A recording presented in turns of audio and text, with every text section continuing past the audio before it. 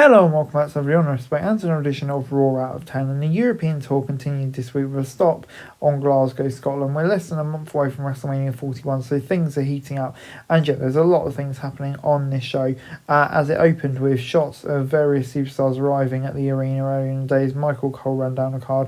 When we went live from inside the stadium, Cena's music hit to a massive eruption of boos and chants of John Cena chucks in rhythm with his song. The veteran said the crowd was full of horrible people and they're going to pay for the abuse they put him through for 25 years. Cena went on for several minutes about the relationship with the fans and how he can play them like a fiddle. He said he's going to win his 17th championship, so nobody remembers Ric Flair, and they have to say Cena's name forever. Then he promised to retire the title when he leaves. Cena leaned heavily into the villain aspect of his character in his promo, and it worked. The crowd played along for every line. When Ray's music hit, everyone was pumped to see him. The American Nightmare said he made a mistake thinking there was a difference between the old and new Cena because he might be the most dangerous he's ever been. Cena ended up walking away from him, and Reigns told him he would leave him empty-handed. This was a little on the long side, but it was a good segment that kept the feud going without using physicality. And at some point between now and Mania, they're going to need to throw hands, and yeah, it's going to be very good. Before we got Jey Uso having a mystery partner for his tag match against A-Town Down Under, and it turned out to be his brother Jimmy. Ended up being the surprise, much to the delight of the crowd and Pat McAfee. Yeah, for me, this is the second best option after Joe Hendry, who'd got an amazing reception in Glasgow.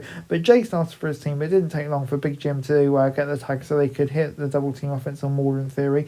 A-Town Down Under eventually found a way to get the upper hands using some dirty tactics, so Jimmy spent a few minutes being worked over in a corner. The crowd was quiet in places, it came alive when a fun spot occurred, and yeah, it might have been a way for the audience to add in maybe some fake noise. But yeah, everything sounded normal during the previous segment. The Usos hit the 1D on Theory to get the pin and the win. This is a solid match, even if it wasn't very memorable. Gunther showed up and took out Jimmy before he and Jey got into it. Jey tripped up and hit a spear, but Jimmy saved him to send the chair with Gunther running. And yeah, a solid match, but I'm really pleased to see the Usos back together. I think Jimmy could play an intriguing part in Jey's journey to WrestleMania as well. So yeah, I think it works nicely and gets a 7 out of 10 from me.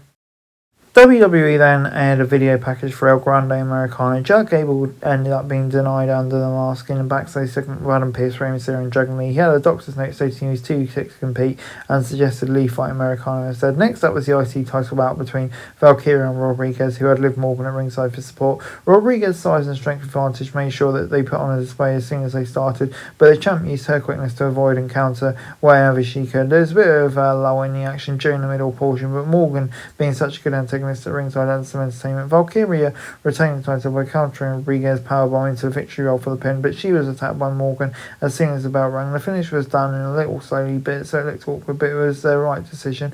Bayley showed up to make the save and help send the women's tag champs out of the ring. And yeah, it gets 6 out of 10 for me. I thought it was decent stuff, building up the title, probably the right result, and I agree with most of the booking decisions, to be fair, without being really too memorable. So I'll give it a 6 out of 10.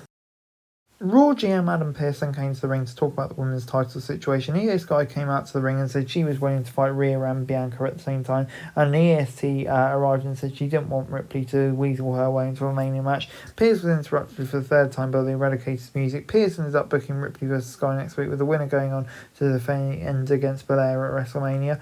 All three women started brawling as soon as the GM left the ring. The EST ended the segment on top after dropping Sky and Ripley at ringside with a KOD over the top right. The segment helped set up the title match next week, keeping Mania in focus. Pearce getting frustrated is funny, but they're getting booed was surprising. But Sky being the champion in every country and getting that sort of reaction is always good to see. Before we got Dragon Lee taking on El Grande Americano, and the crowd began doing the LA chant as soon as it began. Americano used some traditional lucha moves against Lee, who'd been lauded for his lucha ability for years. This was the most physical match tonight, with the quickest pace and hardest hitting action. Lee and Americano did a great job. The feud of the storyline might be on the ridiculous side, but everyone involved is a tremendous athlete capable of putting great matches together, so it should come as no surprise that incorporating some comedic aspects to this feud. Americano pulled off Lee's mask and made him tap out with an ankle lock as he tried to cover his face. This is a non-stop fun, and if it could have been 5 more minutes longer, it might be one of the best things we've seen all week. But yeah, on the whole, I thought it's really going to get 7 out of 10 from me.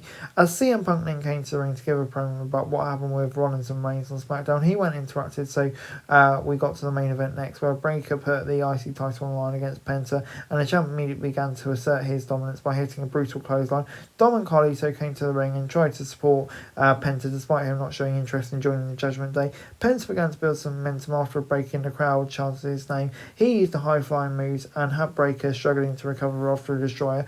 Mysterio caused the DQ by interfering in a second breaker. Balor showed up and hit the champ with a steel chair a few times. After some friction between them, Dom earlier, it seemed like they were back on the same page. Penta looked confused about why that would cost him the match, but Dom handed him a chair and told him to attack Breaker, but he attacked Dom instead. The show ended with Balor taking Penta out with the DQ. And yeah, this gets 7 out of 10 for me. I think, it's a shame we didn't get this in a big match with, a clean finish, because it would have been a great match. But on the whole, I think it does make sense, going the triple threat at the fatal four-way direction at Mania, and hopefully we get to run this back further down the line. But yeah, I'm not against it at all, to be fair. Builds up Mania nice and gets 7 out of 10 from me.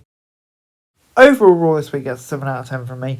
Yeah, this was really good stuff. I thought a pretty decent episode of Raw. Building up to Mania slowly. Lots of good segments on there. Lots of intrigue, lots of segments. It does feel like we're getting closer to Mania. Some of the more storylines are getting put in place and working in a nice flow now. So yeah, good stuff. That's it for this video. Thanks very much for watching. Remember to like, share, subscribe. Follow us on our socials. Link in the description below for daily wrestling news, meme and content. Subscribe to our other channels on screen right now. That'd be greatly appreciated. Thanks very much for watching. Peace out.